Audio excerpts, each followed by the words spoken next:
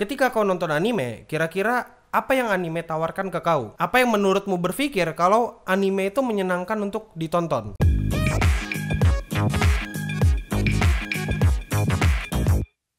Halo Indo Gamers, para Wibu Denial, selamat datang lagi bersama gua, host yang paling kalian cintai, Admin Yami. Dan selamat datang di acara Wibu Lokal. Acara akan membahas anime, manga, dan Jepangan lainnya. Jadi, hari ini aku mau ngomongin tentang apa yang membuat beberapa orang menonton anime dan tetap menonton anime sampai menjadikan nonton anime itu sebagai hobi. Aku yakin, ada beberapa di antara orang yang suka nonton, tapi spesifik cuma nonton anime dari Jepang dan gak suka nonton film Hollywood, Korea, dan sebagainya. Pertanyaannya adalah, apa sih yang biasanya ditawarkan oleh anime? Kenapa ada orang yang suka banget sama anime? Apa yang ditawarkan oleh anime adalah escapism.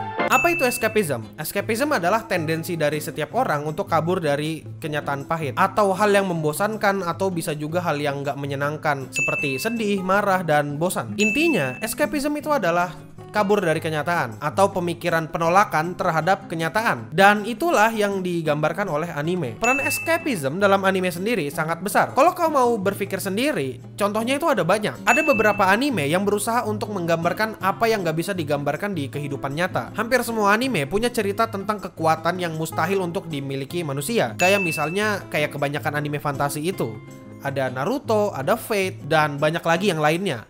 Atau juga kesempatan kedua atau reinkarnasi. Contohnya ada Mushoku Tensei, Konosuba, Tensura, dan Bokutachi no Remake. Ada juga yang menjanjikan hubungan sosial antara manusia, seperti contohnya Haikyuu, Oregairu, dan Kobayashi Sanchi no Maid Dragon. Dan ada juga cerita yang menjanjikan percintaan, yang dimana kalian belum tentu bisa dapat. Kayak misalnya ada Kanokari, ada Kanojo mo Kanojo, ada Domestic Nakanojo juga contohnya. Lalu, apa yang membuat escapism di anime ini terasa banget? Aku sendiri ngerasa kalau unsur escapism dari anime ini terasa karena format dari anime adalah animasi gambar tangan. Isi dari animasi adalah hayalan atau imajinasi dari pembuatnya, dan itu yang membuat aku pribadi merasa kalau anime adalah tontonan yang cocok buat kabur dari kenyataan. Kabur dari kenyataan yang kumaksud di sini pastinya bukan kabur beneran atau lari dari tanggung jawab, tapi yang kumaksud kabur di sini adalah kabur dari kenyataan untuk mencari hiburan. Dunia yang dibuat dalam anime itu biasanya bisa memberikan rasa simpati atau rasa relatable dengan penontonnya. Ada orang yang gak pernah pacaran atau gak punya pengalaman cinta-cintaan, suka banget dengan anime romance, dan banyak lagi contohnya. Terus, apa yang kau takutkan dari escapism di anime? Seperti yang kita tahu, sebenarnya sebagian besar anime itu dibuat bukan untuk anak-anak, tapi dibuat untuk remaja. Jadi, untuk menonton anime itu sebenarnya diperlukan umur yang cukup atau mungkin pemikiran yang cukup matang. Tujuannya apa? Tujuannya adalah agar nggak mempengaruhi pemikiran penonton yang kekuatan berpikirnya masih ada di bawah rata-rata. Yang kutakutkan dari escapism di anime adalah orang yang menghayal berlebihan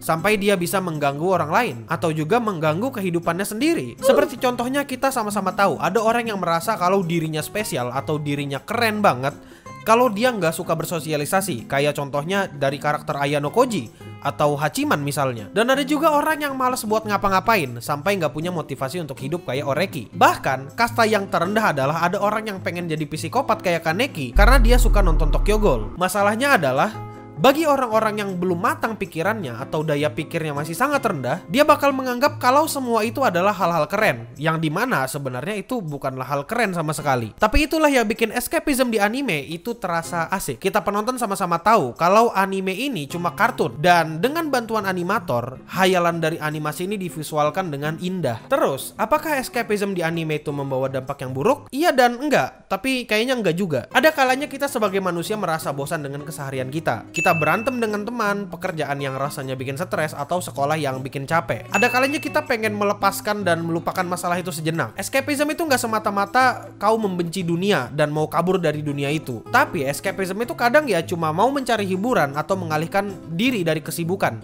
Dengan tujuan kita bisa melihat atau menikmati sesuatu yang lain. Alasanku atau mungkin beberapa orang yang nonton anime, ya itu tujuannya cuma buat pengalihan dunia. Kalaupun ada yang nanya, kenapa hiburannya atau pelariannya ke anime, kenapa nggak yang lain? Menurutku sendiri, anime itu punya power tersendiri untuk memanjakan penikmatnya. Kita dikasih cerita yang penuh imajinasi, karakternya mungkin relate dengan penonton, atau juga visualnya bisa membuat penonton ikut berimajinasi. Itu kenapa aku nonton anime sampai sekarang. Kalian silahkan kasih tahu aku, kenapa kalian masih nonton anime sampai sekarang. Ini video emang ku buat karena aku kepingin doang. Aku cuma mau ngasih tahu apa itu anime dan apa yang anime itu berikan ke aku. Dan Kalau kalian apa? Dan catatan tambahan, anime itu nggak dibuat untuk semua umur. Kalau masih di bawah 13 tahun, aku nggak menyarankan untuk nonton anime. Dan kalaupun mau nonton, ya semoga kau bisa punya otak yang cerdas untuk mencerna semua anime yang kau tonton. Dan kalau bisa didampingi. Ya udah, mungkin itu aja dulu. Terima kasih supportnya para Indo Gamers. Jangan lupa like ini video. Silahkan juga di subscribe Clean Sound Studio dan nyalakan lonceng notifikasinya. Karena biar nanti kalau kami upload video muncul notifnya di HP-mu dan kau bisa nonton videonya. Dan jangan lupa juga untuk subscribe Clean Sound Live karena biasanya di sana aku live setiap hari Minggu jam 8 malam WIB. Dan kalau kau mau dapat info tentang aku lebih cepat, kau bisa follow Instagramku di @admin_yami. Dan kalau kau mau follow Instagram editor Clean Sound, ya cari aja sekitar sini. Ya udahlah, mungkin itu aja dulu. Terima kasih supportnya para Indo Gamers. Stay clean and sound.